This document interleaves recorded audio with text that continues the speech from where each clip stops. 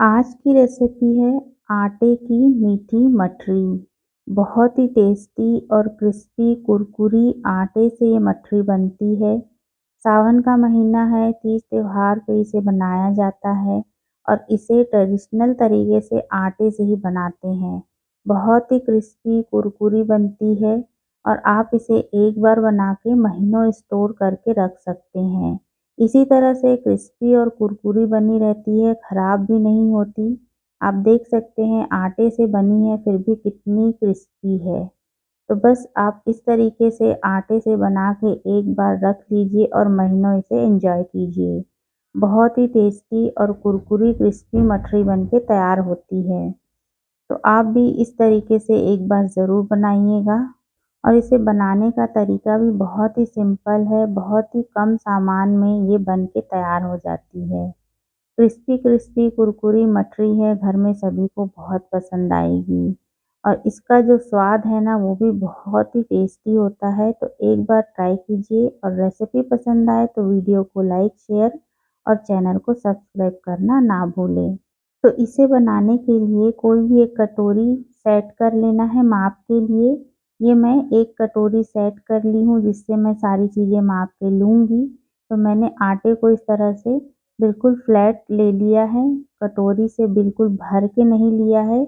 और अब उसी कटोरी से हम लेंगे आधी कटोरी बारीक वाली सूजी। अगर आपके पास बारीक सूजी नहीं है तो आप मोटी सूजी को मिक्सी में एक बार चला के ले सकते हैं। अब सूजी को भी इसी में मिक्स करेंगे। अब डालेंगे 2 चम्मच सफ़ेद वाले तिल, इससे बहुत ही अच्छा टेस्ट आता है, क्रिस्पीनेस आता है। और 4 चम्मच डालेंगे डेसिकेटेड कोकोनट। अगर आपके पास ये डेसिकेटेड कोकोनट नहीं है तो नारियल को पीस के भी डाल सकते हैं। और आधा चम्मच इलायची का पाउडर। और अब डालेंगे घी। घी को मैंने थोड़ा-सा पिघला लिया है, घी को पिघला के ही डालना है। आप घी की जगह तेल भी ले सकते हैं मोयन के लिए, पर घी से खस्तापन आता है और तेल से क्रिस्पीनेस। तो हम खस्ता बनाएंगे मठरी को, इसलिए मैं घी का यूज़ कर रही हूँ। मैंने 4 चम्मच घी डाला है और अब इसको अच्छे से मिक्स कर लेना है।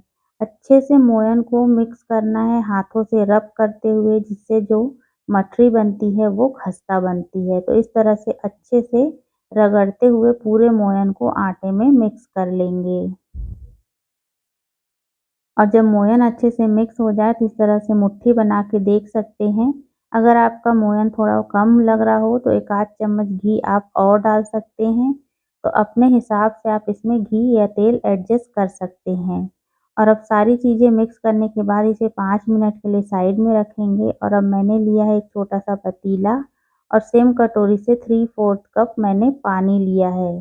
जिस कटोरी से हमने आटा लिया था उसी से 3/4 कप पानी और 3/4 कटोरी चीनी ली है।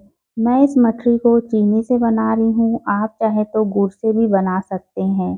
सेम प्रोसेस से गुड़ को आप इसमें मिक्स कर लीजिए, पर गुड़ को मिक्स करने के लिए गर्म पानी का यूज़ करें। मैंने इसे ठंडे पानी में ही घोला है चीनी को, क्योंकि त्योहार है, सभी को चीनी की मिठाई पसंद आती है, तो मैंने इसे चीनी से बनाया है।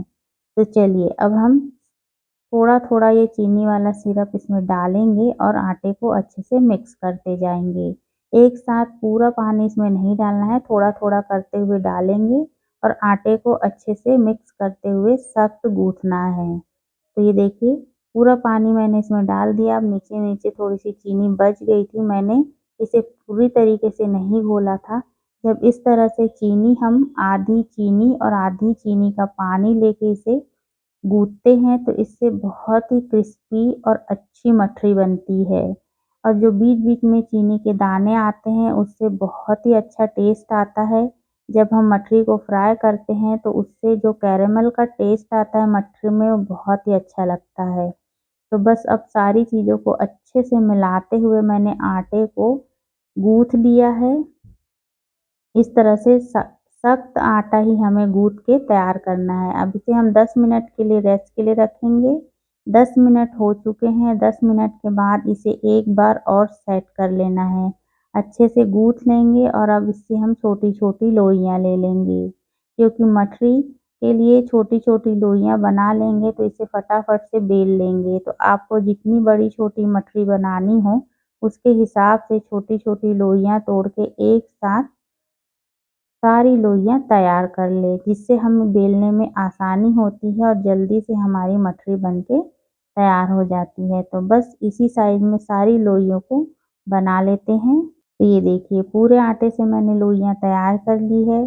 तो चलिए एक साइज़ में सारी लोइयाँ बन गई है, अब हम इसे बेल लेते हैं। आप चाहे तो इसे हाथों से इस तरह से प्रेस करके भी बना सकते हैं, पर इसे हम इस तरह से बेल लेंगे तो इसमें जो क्रैक आते हैं, जिससे मठरी को जब हम फ्राई करते हैं तो मठरी कुरकुरी और क्रिस्पी बनती है।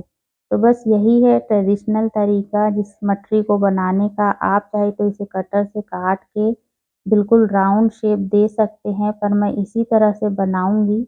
इससे जब हम फ्राई करते हैं तो खस्ता और कुरकुरी बनती है। तो चलिए अब सारी मठरी को हम एक-एक करके इसी तरह से बेल लेंगे। बेलते समय भी ध्यान रखना है कि बिल्कुल पतली नहीं बेलना है, थोड़ी-सी मोटी रखेंगे, जिससे ये खस्ता और क्रिस्पी बने। तो बस सारी मठरियों को हम बेल के तैयार कर लेते हैं। तो ये देखिए पूरे आटे से मैंने सारी मठरी को बेल लिया है। एक साइज़ में मैंने लोइयाँ तोड़ी थी, तो सारी मठरी एक साइज़ में ही बनी है। तो ये देखिए कितने अच्छे से हमारी फटाफट से गेहूँ के आटे की ये मीठी मठरी बन के तैयार है और स्वाद भी बहुत अच्छा आता है। जब कभी मीठा खाने का मन हो तो आप इस बना के रख सकते हैं। तो चलिए साइड में अब तेल गरम हो गया है और अब एक-एक करके सारी मछली को डाल देंगे और डालने के बाद तुरंत इसे नहीं हिलाना है, क्योंकि ये थोड़ी-सी सॉफ्ट होती है। जैसे-जैसे फ्राई होते जाती है, ये ऊपर आने लगती है और अब जैसे ही ये ऊपर आ जाएगी, एक-एक करके हम सारी मछलियों को पलट लेंगे और अब इसी तरह से उलटते-पलटते हुए अच्छा-सा कलर आने तक इसे फ्राई कर लेना है। फ्राई करते समय फ्लेम को लो टू मीडियम रखनी है। लो टू मीडियम फ्लेम पे इसे फ्राई करेंगे।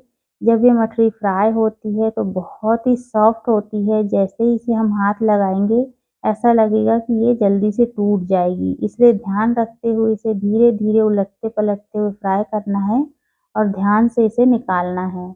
और अब देखिए, आप देख सकते हैं कि कितनी अच्छी टेस्टी और कुरकुरी क्रिस्पी हमारी ये मठरी बन गई है। तो चलिए इसे एक प्लेट में निकाल लेते हैं। जब ये अभी ये बहुत ज़्यादा गरम है तो इसे हम क्या करेंगे, थोड़ा-सा फैला के रख देंगे। जैसे-जैसे हवा लगेगी ये ठंडी होते जाएगी तो कुरकुरी हो जाएगी। तो बस इसे हम छोड़ देते हैं साइड में और अब इसी प्रोसेस से बाकी मठरी को भी फ्राई कर लेंगे। तो एक-एक करके सारी मठरियों को हम कढ़ाई में डालते जाएँगे और अब सारी मठरियों को उलटते-पलटते हुए क्रिस्पी होने तक हम फ्राई कर लेंगे। तो ये देखिए दूसरे बैच की भी मठरी फ्राई हो गई है। इस मठरी को फ्राई करने में कम समय ही लगता है, ज़्यादा समय नहीं लगता है। जल्दी से फ्राई हो जाती है। मीठी मठरी बहुत ही टेस्टी लगती है, वो भी आटे से। तो ये देखिए मैंने आपको बताया था कि मैंने चीनी को पूरी तरीके से घोला नहीं था। जब हम चीनी को ऐसे ही डायरेक्ट डाल के गूँथते हैं तो इस तरह से चीनी के दाने जब फ्राई होते हैं तो उसका कैरेमल सा टेस्ट आता है, बहुत अच्छा लगता है जब हम मठरी खाते हैं तो। तो इसलिए आप भी इस ट्रिक से एक बार मठरी को बना के ट्राई कीजिएगा, आपकी मठरी भी बहुत टेस्टी और क्रिस्पी बनेगी। तो चलिए इसी तरह से सारी मठरी को मैंने फ्राई करके निकाल लिया है। तो देख सकते हैं कुरकुरी क्रिस्पी मठरी बन के तैयार हुई है घर में रखे सामान से। तो आप भी इसे बनाएँ और ट्राई कीजिए और रेसिपी पसंद आए तो वीडियो को लाइक, शेयर और चैनल को सब्सक्राइब करना ना भूलें।